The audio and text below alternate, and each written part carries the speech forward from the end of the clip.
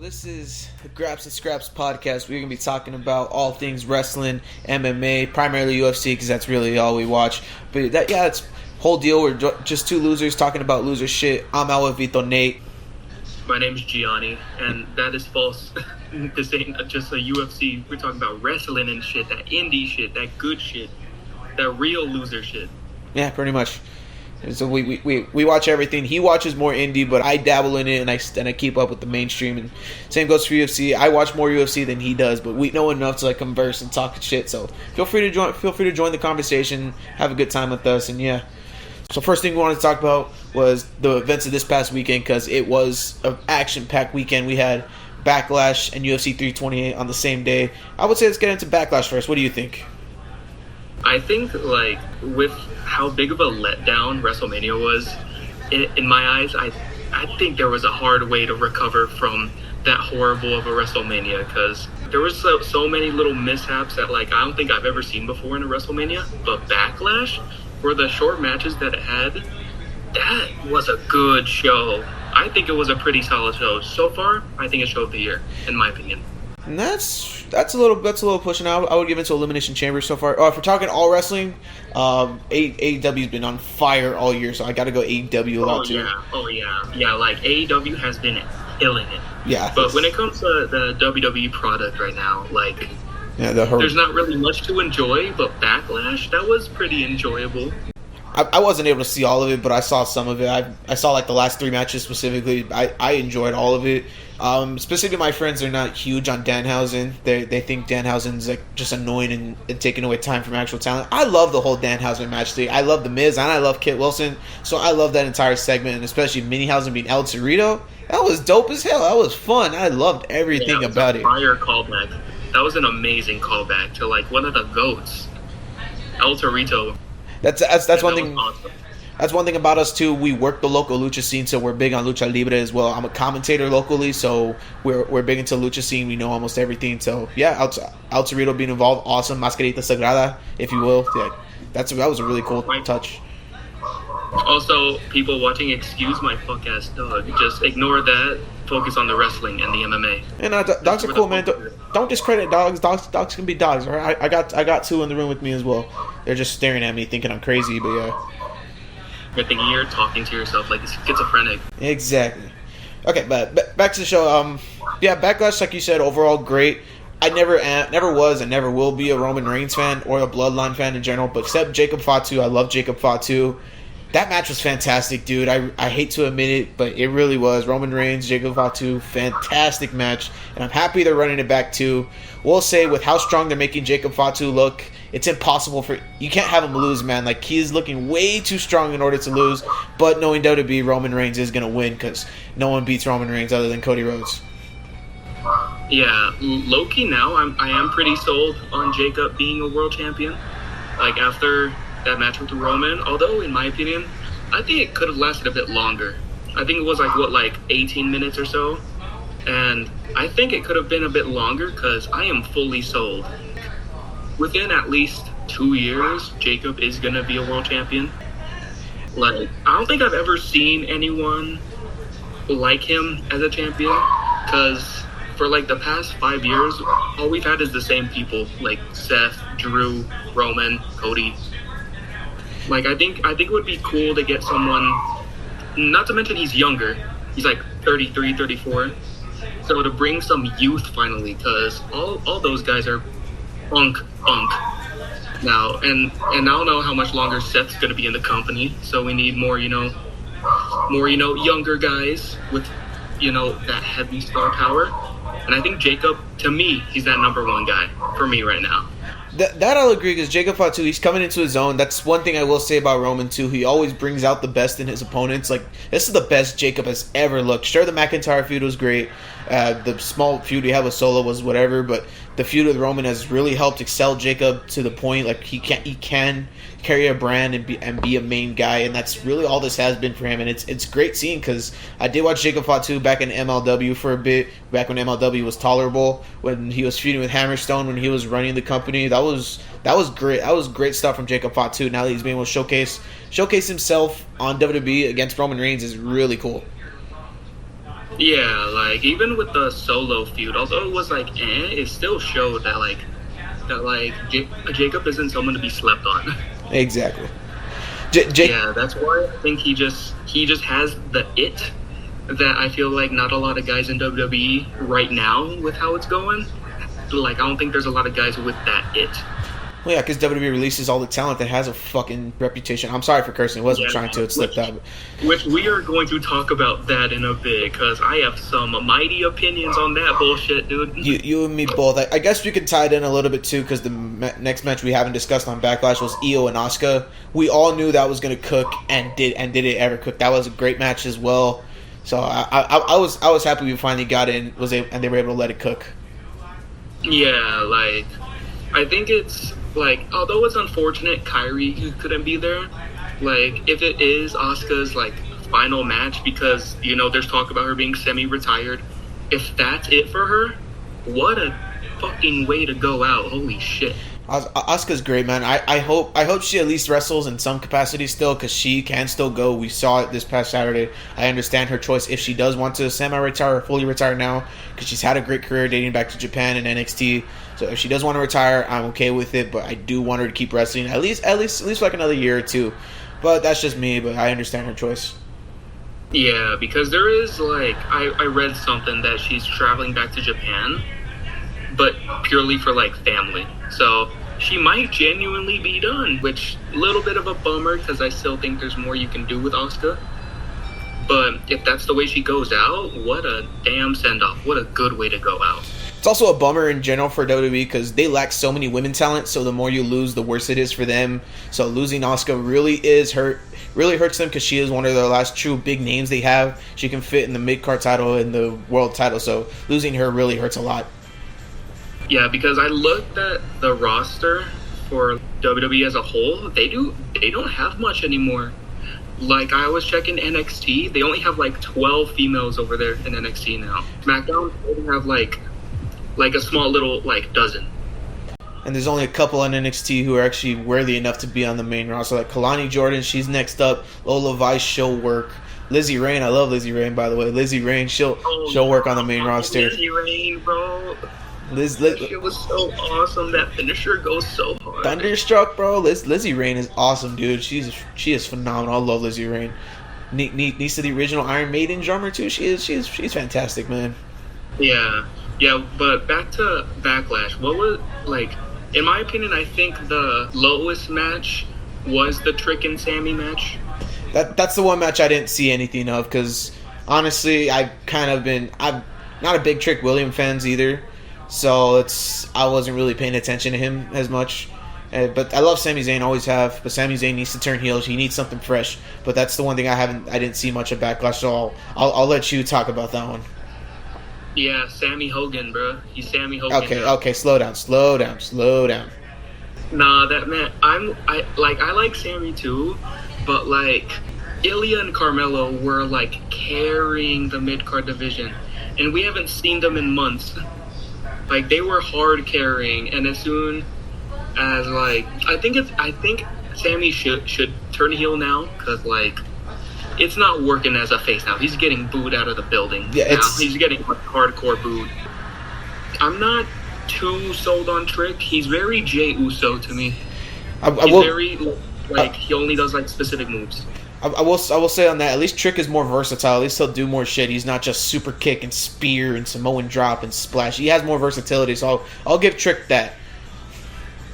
Yeah, like, and not to mention, like, I actually buy him being managed by Lil Yachty. Like, Lil Yachty's actually a solid manager. He's actually pretty good. He's a great hype man. He is. That's the Lil Yachty is like. I'm 50-50 on celebrity involvement. Like, if they actually care and want to put in the work for it, I'm okay with them. Little Yachty, he cares, and you can tell he's a great hype man for that reason. Like, you can tell too. That's why I'm okay with Little Yachty being a part of the whole thing. The whole gingerbread thing was kind of weird though. It wasn't terrible, but it wasn't good either. It was like, what the hell's going on? Gives me Vince McMahon vibes. Yeah, that was weird. Like, it's like the boogeyman is luring in the shadows, and he's like, oh, we're going to make the boogeyman rise up like he's the Undertaker. We're going to put him in the background of Cody Rhodes' championship win with John Cena. hey, he's coming to get you, bro. Nah, but for real though, Sammy does need to turn heel. I think they'll probably get maybe one more pay-per-view match out of this. If anything beyond that is a little too much, that'd be at the point dragging it out. So you turn him heel, maybe face him at Clash in Italy, not Saturday night's main event, Clash in Italy. Just do it there, have him turn fully heel, have Trick retain one last time, fully getting him over as a face, then move on to something new. Like you could bring another heel in the company, like you could feud him with Ricky Saints or Ricky Starks. Feud him with them as Ricky's a great heel, so him versus Trick would be a great feud too. Or you could use Ray Phoenix for once and give Ray Phoenix a title shot, or bring Mello and Dragunov in. Sorry, I'm fuming at that. Oh yeah, I'm surprised Phoenix escaped the releases because my god. I think he only did just because Penta's still in the company and they want to have the Lucha Brothers reunion eventually. So I think that's why they're keeping Phoenix around. Yeah, I mean, I guess. I think that's why because I'll admit I'm not watching the WWE product much anymore. I'm more of an AEW fan now, purely because there's just nothing interesting to me right now. Backlash was good, but like, how many more times is Cody gonna win a title? How many more times is... Like, although watching Roman make someone look the best they've ever looked, at some point, I feel like it is going to be a little tiring. And not to mention that, Asuka, the, like, pioneers of the women's division right now, might be gone now. And, like not much, like, star power to go around now. Because I don't know if you saw what happened with the Garzas. Angel and Bertha. They got disrespected, man. They've been getting disrespected ever since, like...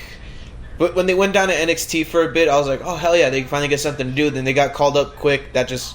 Never did anything with them again. That just killed everything about the Garzas, man. Angel Garza is my guy, too. When the Cruiserweight division got resurrected in 2019 before the pandemic, him and Leo Rush were my guys, man. It's annoying to see, but...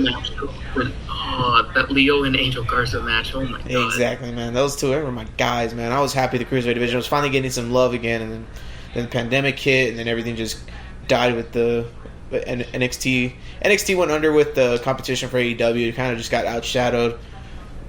Yeah, like, I think that's why the WWE product to me just isn't interesting anymore. Not to mention, they barely have a tag division now. Yeah, that's another thing that pissed me off, man. You had the greatest tag team of all time in your company, Motor City Machine Guns, and you didn't do anything with them for over a year. Like, what the hell, man? Motor City Machine Guns, I do think are the greatest tag team of all time. I still will believe that. Even if they go to AEW and only add to their legacy, only going to further the argument. But that's getting a little sidetracked there. But yeah, so really, you think about it, who do they really have? Street Profits, Usos, Fraxium, The Vision. That it? Otis and Akira. Fucking Joaquin and Cruz too. And not to mention, like, half of these tag team guys aren't even, like, wrestling in tag teams. Exactly. Like, Joaquin Wilde is, like, the new Apollo Crews of, like, main event, bro. Exactly. I mean, they got Cruz Del Toro and AAA too. Like, you have people worthy of being great tag teams. Like, if you didn't have to bleed NXT, like, you could bring Swipe Right up if you want, but I'd keep them down there for a bit. Yeah, with, like, Swipe Right, like, they need to get a bit more established because, like, although it's cool that they're tag champions, those guys have done nothing with those titles yet. It's not necessarily their fault either, man. Like you said, the tag division overall is depleted, man. NXT barely has any too. Like, you got Hank and Tank, Vanity Project, Tyson and Dark State. Tyson and Tyreek got cut. Who else really is there, man? Like, you have to send Los Americanos down there to challenge for the titles. That's another thing that I love Americano. I do. Tyler Bate and Pete Dunne relegated to that it annoys me a little bit, but looks like they're having fun. Looks like they're enjoying it, so I'm okay with it. But yeah, I still love Americanos though. Yeah, what do you think about Julius and Brutus now being Julio Credo and Bruto Credo? As long as the Creeds are doing something, man. I've loved the Creeds since NXT. When they made American Made, I was happy, man. I was dream booking that faction and them just wrestle out of the roster, dude. I was excited about American Made. It's been heavy up and down. Creeds are still a great tag team, man. So as long as they're doing something.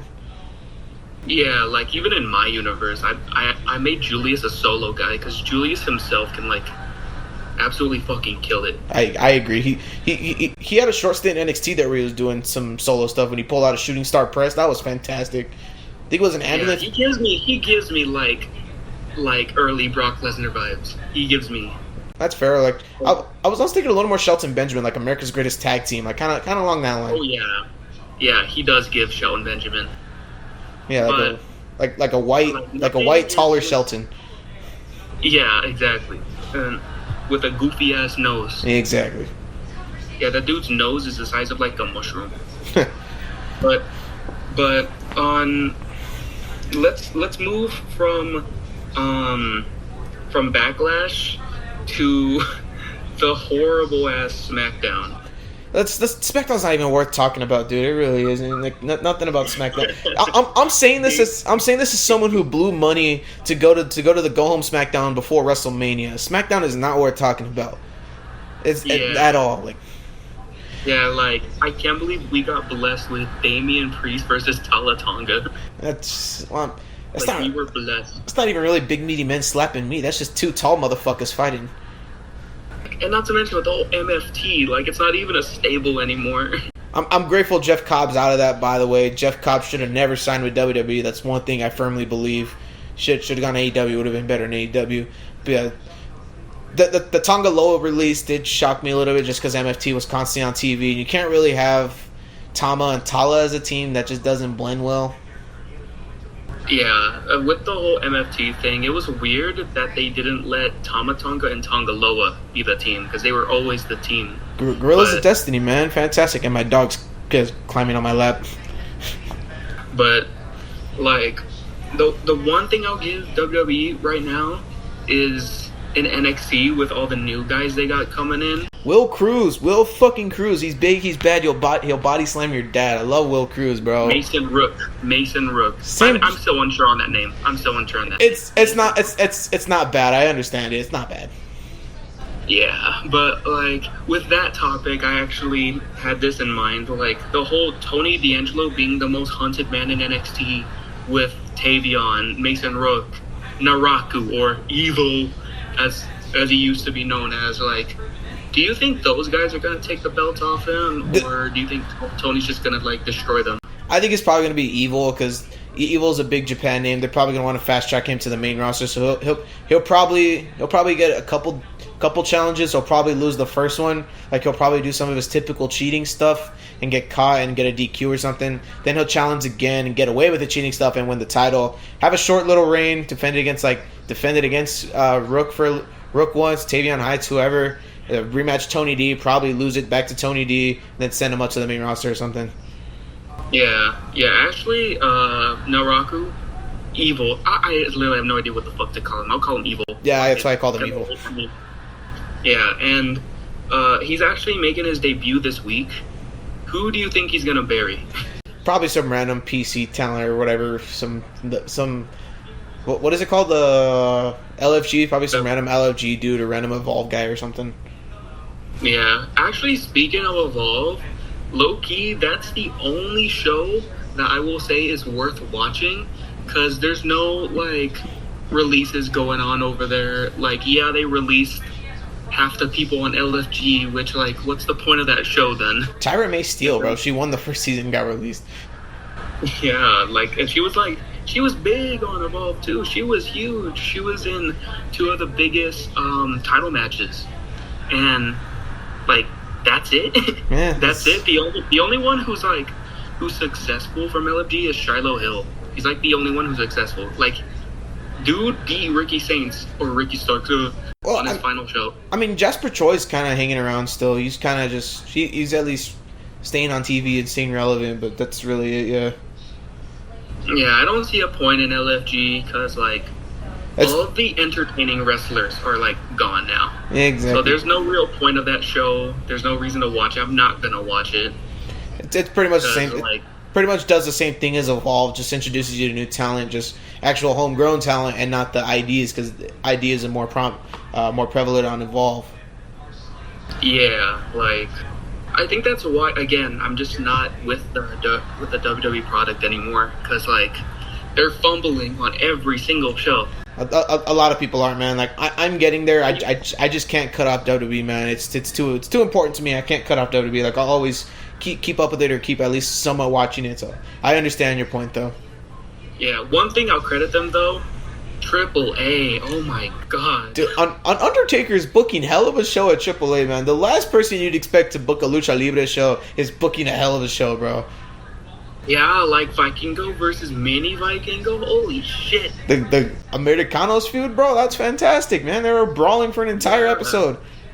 Yeah, why can't we have Undertaker booking WWE? I think he'd do much better than fucking TKO is doing. Give him reign over SmackDown at least. Raw's enjoyable. SmackDown is the one that's terrible. Give him control of SmackDown. Yeah, like Triple A is like, to me, it's up there with like AEW right now, because like you can't miss with Triple A, dude. You can't miss. You really can't, man. Like everything is just like a lot of the wrestlers who are performing over there, like Cruz del Toro, like Lince Dorado, they're like way better over there. And not to mention, technically speaking, TJP is back in WWE. Technically, my guy, bro. Why did I just do that? Why did I dab in 2026? What the man? hell? What the hell, man? Grown ass man dabbing with the cyberpunk background. That's crazy. Yeah, shout out Night City, by the way. Great video game. Great anime, but traumatizing. But back to like I'm actually. Can you believe that TJP's technically back?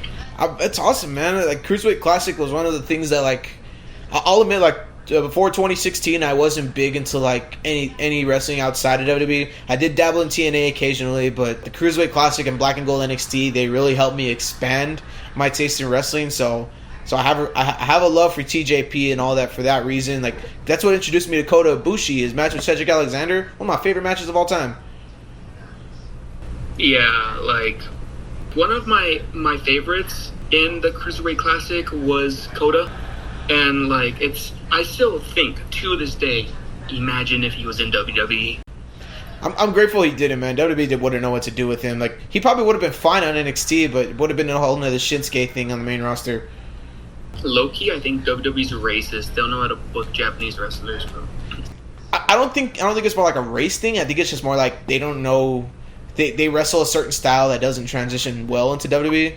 Like, there's not many people who did it good. Like Shinsuke, he got used to it eventually, and he was able to do it fine. Just you can't get consistent booking with him. That's the only problem with Shinsuke. AJ Styles, but he wrestled American before. Finn Balor, I guess Finn Balor kind of counts because he was all over the world before, but he adapted to the WWE style well. Io and Asuka, they did it well too. Like, it's really like there's some people who will adapt to it and there's some people who won't. Yeah, I think it's just like it's really hard to get invested into a Japanese star whenever they get someone from like New Japan or like an actual Japanese wrestler. It's hard to invest in them because like there's always that chance that there'll be another Shinsuke.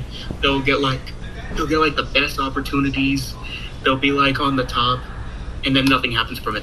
If fucking Shinsuke got a Royal Rumble victory, then had probably the worst match with AJ Styles they possibly could have ever had, man. And then crappy heel turn too, like, that was terrible, man. And I'll never forgive Vince for that. I also recently found out too. There's actually a former MMA fighter who's in NXT, and we haven't seen him. He's been on there for like a month. Who the hell is it? I think his name's like Olka. His name's Olka Sasaki. Yeah, he's mainly big in New Japan, but he used to be a mixed martial artist. Oh, that's all right. He was a bantamweight. I think he's 24 and 10. Huh, all right then. Yeah, I'm pretty sure I've seen him before. I've seen him fight before. But yeah, he signed to Pro Wrestling Noah, and he's in NXT. Have you heard of him before? I have not. Like I haven't, no. Yeah, I haven't seen dick from him, dude. Well, that's one thing we kind of touch on while we're on it. MMA fighters don't really transition well to wrestling. Either Ronda Rousey, that was terrible. Riddle did it great. Riddle was awesome. I still love Riddle. He's kind of he's stupid now, but Riddle did wrestling great. You can see it. You can't really include Lesnar though, just because Lesnar was a wrestler first and then went to MMA. But yeah, but MMA fighters don't really transition well. And speaking of MMA, clean ass segue. Let's talk about Hamzat versus Strickland. That fight, man. That was a great fight. Did the complete opposite of what I was expecting. I was fully expecting either Hamzat to just completely dominate Strickland with wrestling for 5 rounds or get him out there in 3. And Strickland won in 5, man. That was insane. Second upset of the century. First being over Izzy Adesanya. Like, what the hell? Yeah, he's like Mr. Upset. That's why now I feel like everyone has to like stop sleeping on him because he might actually beat your favorites now. Because everyone, I literally saw 2 people, this is a little harsh subject, but 2 people unalive themselves because of the match. Two people bet their life savings, their wife's jewelry, their cars, their whole like money on Hamzat, and they lost. That's what happens when you bet on sports and everything. I do it myself, but yeah, that's what happens. Yeah. Yeah, it's just I was actually like, because obviously I'm not too big on the whole UFC MMA train, but even I was like, Hamzat was like the boogeyman of UFC. He was, man. He's like, yeah, he's like I saw a list of like the different alternate versions of Khabib, of like all the fighters in UFC being in some way trained or aligned with Khabib. He's like monster Khabib. Yeah, that's an accurate description. Yeah, Hamzat. Go ahead. Hamzat, he had a good run at 170, and then he couldn't. Then he stopped making weight, so that's when he moved up. Like he was completely undefeated up until the Sean Strickland fight. He dominated 170. Had a fight of the night with Gilbert Burns on one occasion. Had a great fight with Kamaru Usman too on short notice. When you have a great fight with Kamaru Usman, that tells you something. Kamaru Usman, probably the greatest welterweight of all time. Then he went up to middleweight. He destroyed Robert Whittaker, and then he destroyed DDP. That's insane skill right there, man. Like DDP is a weird fighter to figure out. Like he can beat you by falling anvil, and Hamzat Chimaev just dominated him for 5 rounds. Yeah. Also, from what I saw to like the crowd reactions, because DDP was watching, I feel like they might run back Strickland versus DDP. I have a feeling they might. They're probably gonna. I don't think they're gonna do it right away. I think they might build it a little bit because I think it's either gonna be they're gonna give Hamzat a rematch, or Hamzat's gonna move up to 205, which has already been speculated. Those two are being speculated specifically. Either he gets a rematch or moves up, and then Nasruddin Imavov, he's long overdue for a title shot. Him and Strickland have fought before, but it was a couple years ago. So now's the perfect time to redo that fight since Imavov is owed a title shot, and Strickland, a man who beat Imavov before. Yeah, he did beat Imavov before, so that's perfect time to do that fight again. This time with the title on the line. So I think that's the route they'll go, and then they'll probably give DDP one more fight. Probably give him someone else in the top 5, and then if DDP wins that, then they'll start talking about a third fight with Strickland. Yeah, I think Sean does have the potential to be like a major champion. Because maybe I'm just too not like knowledgeable of the state of UFC right now, but like I don't feel like any of the champions apart from like Islam and like Ilya are like of any real relevance other than like, you know, Joshua Van. No, yeah. Speaking of Joshua Van, my fucking guy, bro. I put stocks on him because I've always been into UFC my whole life, but like I started keeping up like completely and like starting like I guess marking out over it in 2024. That was right after Joshua Van had debuted in the UFC. I saw clips of it and I put stock into him right before he was even anywhere near the top 15. So seeing him finally become champ is amazing. Yeah, like for someone who's like still pretty new in the UFC game, like he's a dominant champion. I see that. He's a good champion. He is, man. That's in Tatsuro Taira. He's marketable. He is marketable too, especially because he's from such a small country. That's another market right there, man. And then it brings excitement to the flyweight division because the flyweights is not everyone's favorite division. My favorite division, and that fight was the reason because always exciting fights. But yeah, so Joshua Van being exciting, having a style people like that only does wonders for the flyweight division and it's beneficial to everything. Yeah, and segueing from that, like the White House card. That's one thing I know. Ilya Topuria is going to kill Justin Gaethje. That's one thing I know. Justin Gaethje, he's in there for dogfights. You can't dogfight Ilya Topuria. His KO power is too much. One shot and you're out. Max Holloway has a granite chin, and he knocked out Max Holloway. Yeah, like, although with that whole Sean and Hamzat fight now, I'm kind of using that as like, there is a chance Justin might win by like a decision or some shit. There is a very small chance. If it goes to decision, Gaethje's winning. That's my mindset. If it goes to decision, Gaethje managed to do enough to pull it out. Like, even if he mixed in wrestling, he can wrestle. He's a great wrestler. He just doesn't use it. He uses it mostly for defense. But if he decides to wrestle Ilya, that's the way he could get a decision win. But if he tries to throw down and strike and make it a scrap with Ilya, he's getting knocked the hell out. Yeah, that's why I'm not like Malia. Although Ilya is pretty much, although Hamza was like the boogeyman, Ilya is like the boogeyman. He's they're the boogeyman now, man. Yeah, they're kind of feeding him just opponents just so he can rack up wins, and like it's just. But at the same time, with that whole Hamza, everyone was betting their mother and their children on this guy, because Hamza Strickland has more wins, but Hamza was like completely undefeated. It was like easy win, easy dub. But like so there's still a chance that Justin might actually pick up the win. But if it's like stand and bang, Ilya's cooking. Definitely not. That. Oh man, I love Gaethje. He's a great fighter, but we've all seen the story with Gaethje, man. Like, He'll try to fight you. He'll try to throw down with you, but there's times when you should. There's times when you shouldn't. Like you could throw down with Paddy Pimblett and be fine and win the fight. But you try throwing down with Ilya, like I said, is one punch and you're out, dude. Like you can't do that with Ilya at all. Yeah, the fight I'm actually the most excited for is Rufy versus Chandler. Rufy's gonna smoke Chandler, dude. Chandler's been washed for years, man. Rufy, the fighting nerds on a tear right now. So Chandler's gonna get knocked out by Rufy. I love the fighting nerds so much. I love them so much. I'd actually be genuinely upset if Chandler actually wins. I'd actually be upset.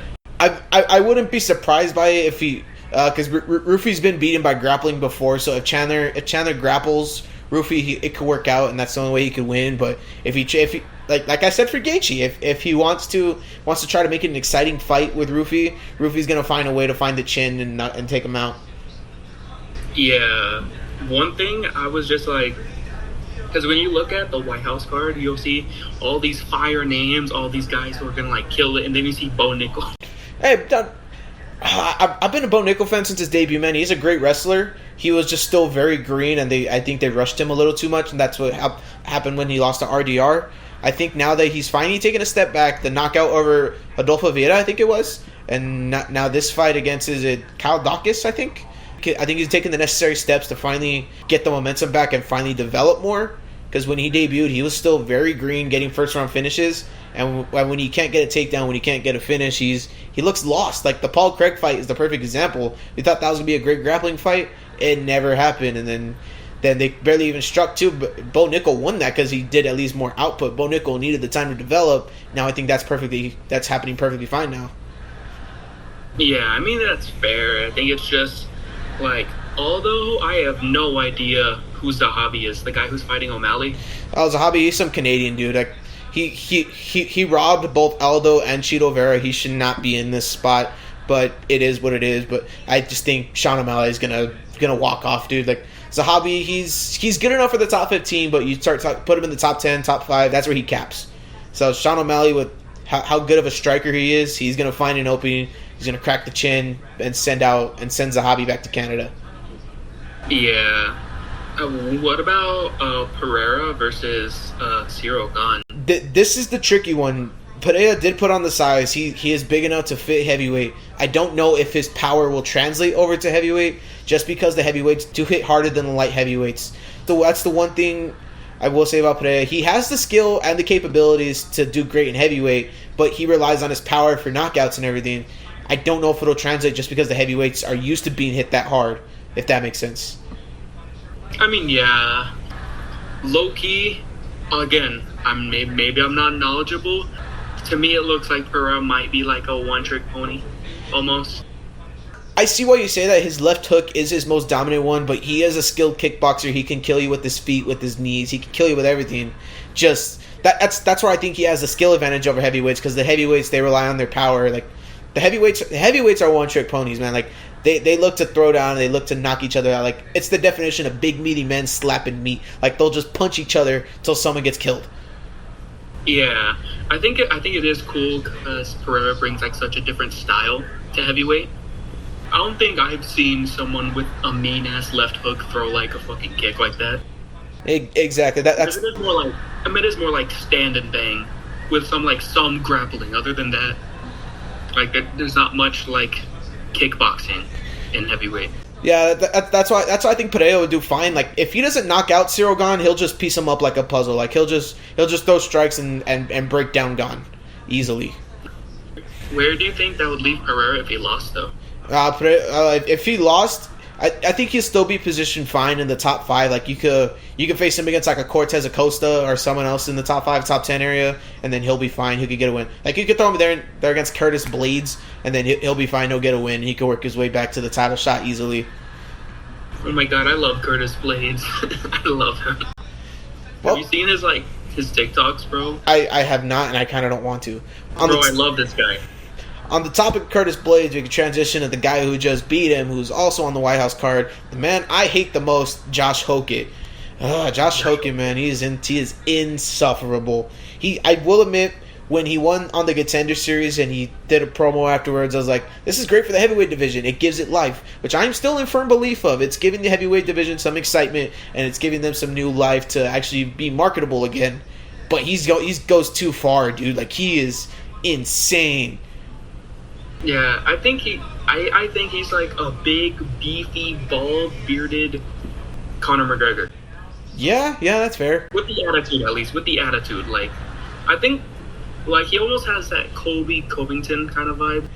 He's more Colby Covington than Conor, because at least Conor was good enough to back it up. Hokett, he was thrown to the top a little too soon. I think anyone in the top 5 will be patient enough to beat Josh Hokett, because Josh Hokett can wrestle, but if they're able to stop his wrestling and be patient with his pressure, they can either chin him or get a decision victory. Curtis Blades, he didn't have the IQ to be patient with Hokett, and that cost him the fight. But if you put him in there against like a Cortez Acosta or someone, and they can stop the takedowns, or they can wrestle with him and then deal with his pressure and be able to output strikes, then it's over for Hokett. Hell, I think Derek Lewis has a good chance at beating him if Derek Lewis can stop the wrestling. Because Derek Lewis, he's not a wrestler, we all know this. If Derek Lewis can stop the wrestling and keep distance away from Hokett and bait Hokett in and catch him with the hook, because Derek Lewis, most knockouts in UFC history, so if Lewis can do that, and he beats Hokett easily. But if Hokett's smart and wrestles him, then Lewis don't stand a chance.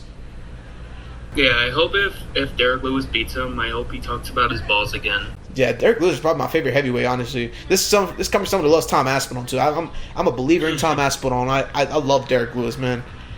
Because my balls was hot. Exactly. Then you got to ask if Ronda Rousey was talking about him again. Did she ask about me? Yeah, God. I think one thing I just find a little shitty about the White House card, because, like, it's fair, but then what's the point of it? Because it's more like for like the military. It is, and then it's just I don't want to get political, dude, but this is more for Trump than anything. Like, Dana White's a big Trumper, Joe Rogan's a big Trumper. Like, this is more for Dana White than anything. Like, it's annoying, dude. Yeah, he's gonna be chilling there with his toupee, eating some popcorn, yeah, exactly. And being like, "Knock his ass out, Lewis." God, we're gonna get canceled, dude. This is our first episode. We're gonna get canceled already. Yeah, the Trumpies are gonna come with their fucking sticks and torches, bro. Exactly. We don't talk bad about him. He's the savior of the world. But fuck the political talk. Let's talk more about. I think the one fight we didn't touch on the UFC, the White House card so far, was Diego Lopez and Steve Garcia. Oh, my glorious king, Diego Lopez. La Chona, bro. Diego Lopez, man. Fucking great. Brazilian, Mexican. I'm Mexican. I welcome Diego Lopez, man. He's amazing. Who's Steve Garcia? I'm not familiar. He trains out of Albuquerque, New Mexico. I'm not sure if it was the same gym as John Jones, but he trains out of New Mexico as well. Which Steve Garcia, I do know some of. He is great. He had a massive win streak with finishes when he was unranked at featherweight. Then he came up into the rankings and has been dominant since. So this is a great fight. This should be a great fight because both these guys are equally as skilled. Oh yeah, I'm looking at him. Steve Garcia, 33. Yeah, Albuquerque. Yeah, Team Jackson's MMA. I'm not sure. I'm not sure if that's the same gym as John Jones, but if it is, his skill makes sense because I know Gable Steveson is making. That is the one, John Jones. Oh, okay, cool. Like I was saying, then it's perfect because Gable Steveson, the gold medalist, he started training with John Jones and he's making waves in LFA and the regional scene. And he's making his debut at International Fight Week, so that gym is another level. Yeah, I can see why UFC, because personally I haven't watched much of it actually live. I've seen more clips of it. Also because I'm a brokey who can't afford ESPN. It's on Paramount now, not ESPN. Oh, it's on Paramount now? Holy shit, I might jump on that train. Holy shit. I'll send you my info if you want. But... Nah, I'm not a slut, bro. Appreciate it, though. I don't know, man. These might want to retract that statement. I've seen the women you've been with. Nah, bro. The only woman I'm dedicated to is my lovely woman. Yeah, we got to get you back on your schizophrenia meds, man. Yeah, bro, I need my schizophrenia. Wait, who are you talking to? All right. Back to the White House card. Overall, I think it is going to be a great event, though. I think it's going to be fantastic. All the fights should be fun. We should get some great finishes. I know there's a fight night this week. I forgot who it was, but it's Arnold Allen and Malcozzel Costa. That should be a war, dude. Both those dudes are great. That should be an absolute war. UFC fight night. Which one is it? I forgot the number of it. I think it's. Let me open it up right here. I think it is Arnold Allen and Costa, right? Yeah, Allen and Costa. View fight card. Yeah, Arnold Allen Costa, Dooho Choi, Daniel Santos, Malcolm Wellmaker. Oh, Wellmaker's back? Hell yeah. Yeah, versus Juan Diaz. What? I'm not even gonna try and pronounce his name. Versus Christian Edwards. Oh, Modestus Bukauskas. That sounds so fucking weird. Bukauskas? With that being said, this is pretty much just the most basic Apex card you can get. Just a bunch of bums with some names on it that you know. I know some light heavyweights on the prelims. Ivan Urslan and Tuko Takos. Rachenikov. I know some names on it, but it's just a basic Apex card. I'll probably watch it if I'm bored, but I know I work Saturday. Yeah. But yeah. From what I see, because obviously I know Arnold Allen and I know Malcolm Wellmaker, but everyone else is just who? Yeah, it's just randoms. I know Dooho Choi too. He's pretty good, but he's been inactive as hell. We could talk a little about the main event just because that is the one notable thing. Arnold Allen, the loss to John Silva, it kind of hurt a little bit, but he was inactive for over a year for that. Costa's been on a tear. This fight should be a war because Arnold Allen, he loves to throw down, he loves to scrap, and Costa, he's a great striker with KO power, so it should be an absolute war. I'll probably at least watch the main event. Yeah. Arnold Allen's a kickboxer, right? Yeah, he's a British kickboxer. Yeah. Yeah. Hell yeah, nice. Yeah, in that case, then it probably should be good. If you're saying the Costa guy is solid. Let me put it this way: he fought Dan Ige in his last fight. Dan Ige, 50K Ige. He was never finished before. Ige was always in good fights and finishing opponents himself. Costa's the first person to finish Dan Ige. Oh yeah, I'm looking at him. What the fuck is that hair? He looks like bro's hair is the same color as Blue's Clues. Yeah, what the hell? Who is this guy? He has a weird look, but looks can be deceiving, man. He is an absolute beast. Mini Sean O'Malley. Yeah, I guess that works. Yeah, fuck it works. Interesting, nice. So UFC Fight Night, the White House card, or it's Freedom I forgot what it's called. We'll just call it the White House card, and I don't care enough to know the name of it. Yeah. There won't be no freedom watching that show. Yeah, definitely. Although the only match that's like relevant is Ilya versus Gaethje. Other than that, like, kudos to the military. At least they have a show dedicated to them, So salute you. Yeah, it's like tribute to the troops. I will say with that, whoever wins has to face Arman Tsarukyan. Finally, Tsarukyan's been on the sidelines too long waiting for his title shot. With Ilya Tapora more than likely winning, I think he might struggle a little bit with Arman just because Arman's a fantastic wrestler.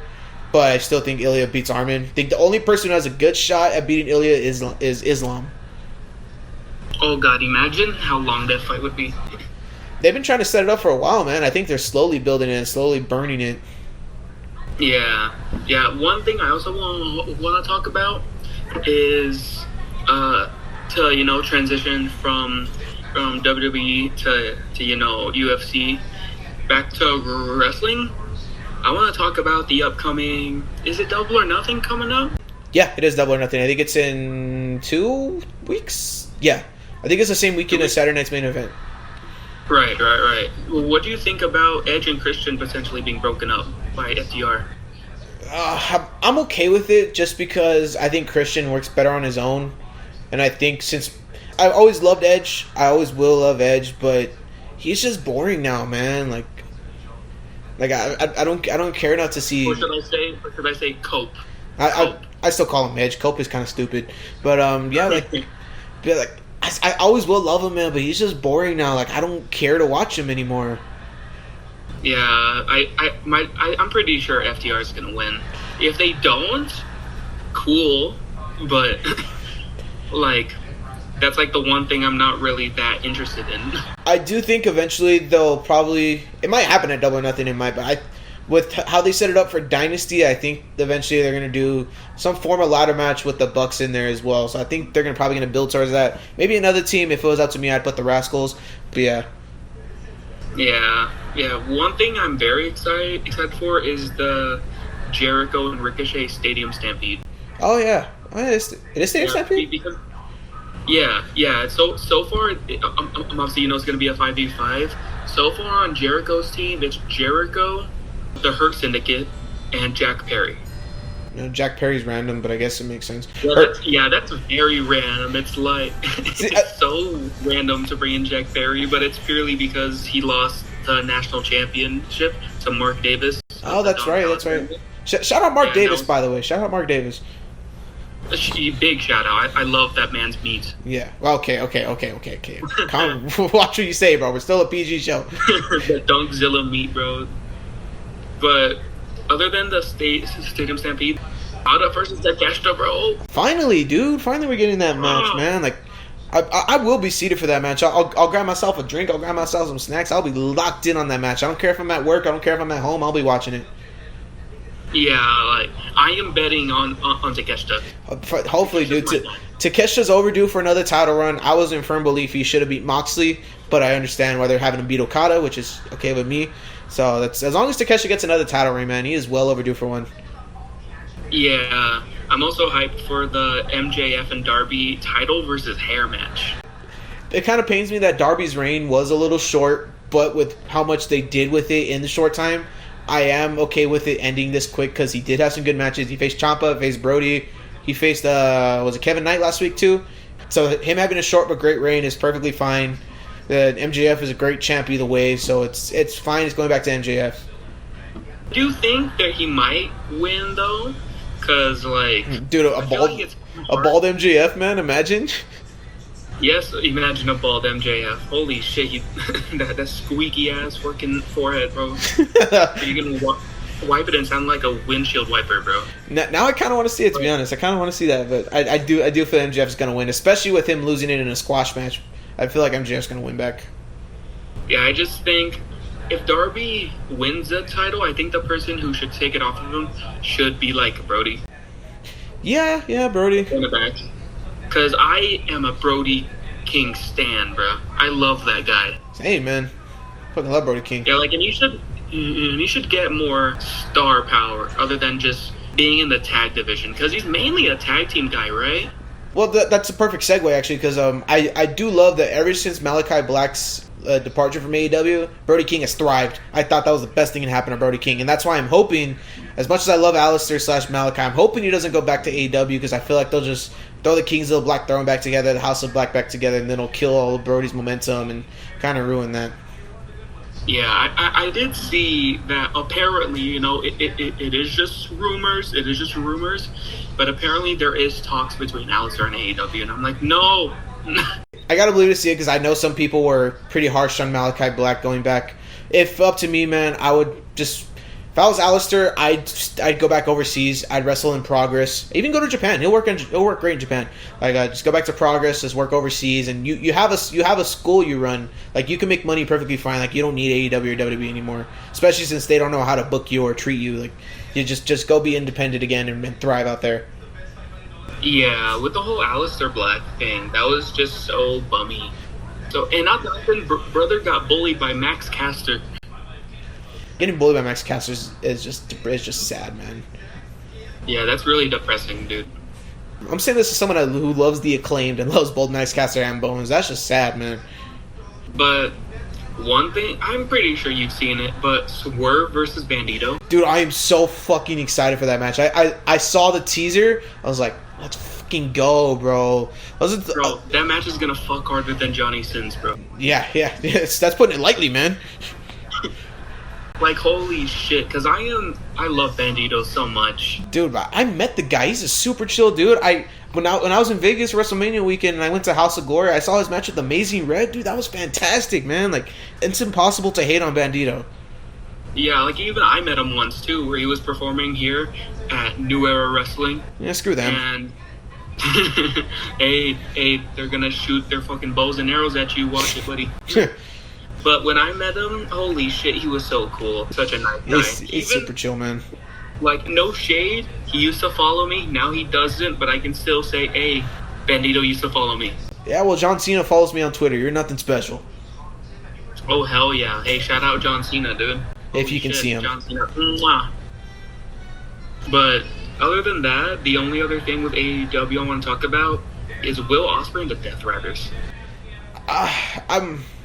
I'm still 50-50 on the Death Riders, man. Like Mox is great, Mox and Pac are great, but the rest of them are just kind of there. Like it's kind of done nothing with Claudio. He's just kind of there, man. Yeah, Claudio is low-key just a background character now. Yeah, it is what it is, man. That's like. Yeah. Did you see? Because did you see what happened in New Japan with Ospreay and the United Empire? I did not know. Oh, it was. Didn't they have like some sort of beef or something? Yeah, where like I think Callum Newman, the new leader of the United Empire, that he was like where he was pulling up Shingo Takagi and was like, "Hey, take him out," and he's like, "No," and he's like, "Do it, Death Rider," and that pissed Will off, and then he hit the Hidden Blade. Like that's the thing that pushed him being called a Death Rider. I mean, it makes sense with how much bullshit the Death Riders put him through, taking him out for months. Like, it makes sense not want to be called a Death Rider, but you are associating yourselves with them, which I respect. I hope it gives him a little more aggression in his matches, because Ospreay with more aggression is honestly probably a death threat to his opponents. Yeah, like the Hidden Blade might fucking cave in their skull, bro. Exactly, but like I said, I do like that he's training with them. Hopefully add some more, but. I'm still not a big fan of the Death Riders. I kind of got tired of them after a bit. So I'm hoping it does eventually lead to Mox losing the title and just going back to being whatever again. Yeah, just being the fucking, like, the main villain in the shadows, like, Will Ospreay's story. Yeah, pretty much. In some, like, cringe-ass shit. In, like, some cringe graphic novel type story. Pretty much, yeah. But yeah, what else is there to talk about? We talked about. Actually, did you hear? Did you hear that promo from Evolve from that wrestler Anya Rune or Erica Demia or something like that? The anime chick? Yeah.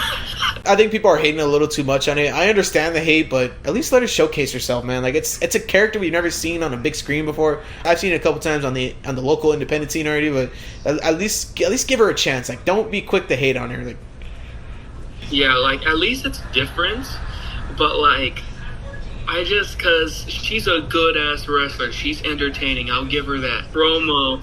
This anime girl comes straight out of a manga panel. I'm gonna make you notice me. Ooh. That was the gayest thing you ever said. Hey, I gotta recite it just to show how fucking stomach churning. Like, when I heard that, my nuts shriveled like raisins, dude. That shit hurt. Like, that shit was actually like. Like, that shit felt like a toothpick in my brain. Jesus Christ. But other than that, like, I still have to get them to evolve. Like, all the ID people are killing it. They're all, like, absolutely fucking slaying on the indies. Like, Starboy Charlie, Fallon Gray. It's Fallen before she screams at us. It's Fallen, not Fallon. Fallen. I'm sorry, Fallon. Fallon. I'm sorry, Jimmy Fallon. I'm sorry for dissing on your name. I think you're killing it, though. Slay Evolve and the other random chicks who were with you, whose names I've forgotten. I will say it's great seeing Fallen Gray on a big screen because I know I have worked with her, I've seen her before, so it is great seeing someone I worked with on the big screen. I can say the same for Persephone. I've called one of Persephone matches before. Fantastic, by the way. Oh, we love Persephone up in here. Yeah, love same. Persephone. She's from El Paso, bro. We had to love her. Hell yeah. But now I'm going to do something you like. Let's talk about Collateral Damage for our El Paso listeners. We can, yeah. If anyone from El Paso is watching this for some reason or supporting us, Friday night, May 15th, I believe we are going to stream it on YouTube again. If you're not going to be able to attend, we are going to stream it on YouTube. It's the last match for 3 of the 4 pillars of PWL, Gmo Kaminari, Cosmo Ryan, Marty Snow. We got Gmo facing Angel Pureheart, one of the best in the Southwest independent scene all over California, New Mexico, Arizona, you name it. We got Cosmo taking on Dustin Nguyen, one of the biggest names out of New Texas Pro, someone we've seen on TNA before. We've seen him everywhere. Then Marty Snow taking on Izzy James, the NWA Texas champion. That should be another great match. Then we got the next up-and-coming 4 pillars of PWL, Nolan Knight, Ramon Romantico, Henry Abermerti, Rip Chase for the PWL World title. Yeah, so if you're in El Paso listening to this, I probably won't post it until after because we got to edit this and everything. But yeah, it's going to be streamed on YouTube, Pro Wrestling Legacy YouTube channel. We'll post all the matches there. It's going to be a great show, yeah. Yeah. Even if you're not familiar with the company Pro Wrestling Legacy, I'm sure there's something y'all are going to love there because I wasn't too familiar with it. I'm like a normal fan there. But like if y'all like some good indie wrestling mixed with some like good lucha libre, that's like a solid show for you. And for anyone to check it out, we can put the link in the description. The Instagram to like check out all the champions. Literally our tag team champion is Cinta de Oro, formerly known as, Sin Cara. Or Hunico. In WWE. Yeah, or Hunico. So there's gonna be, something for you guys to look at. Got everything for everyone, man. We can wrestle Japan style matches too. We've Marty Snow. We can wrestle American style WWE matches with multiple people. We got Lucha Libre. We got everything, man. Yeah, so make sure, if y'all are interested in seeing what the El Paso scene looks like, go check it out. We'll put it down below. It's good shit. It's really good. And that show should be legendary. Because, it is kind of a send-off to the 3 pillars. I'll say a little insider stuff here. It's only going to be the start, man. The summer is going to be great. We got a bunch of stuff planned. Got a bunch of stuff ready to go for the summer. So it's only going to kickstart a hot summer for Pro Wrestling Legacy and El Paso. Yes, sir. So is there anything else you want to talk about? Anything interesting? I think that's about it, man. I think we covered everything. We covered WWE, we covered AEW, got through a little indie stuff in there, got the local stuff. We got pretty much everything big on UFC. I think that's pretty much it. I think it was a successful first episode, if you ask me. Yeah. I'm pretty sure there's going to be a hell of a week coming up because there's some pretty big shit coming up, right? Not to mention, Collateral Damage. But I'm pretty sure there's going to be more news to talk about with, Asuka, with AEW, which I'm sure we'll have a lot to talk about with the upcoming AEW show on Dynamite and maybe even Collision if something happens over there.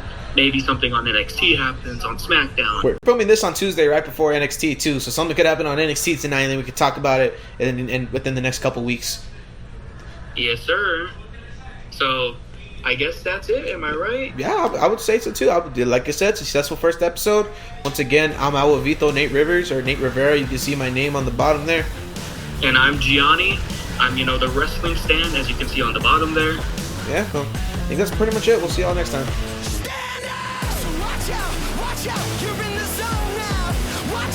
Watch out, they taking notes now.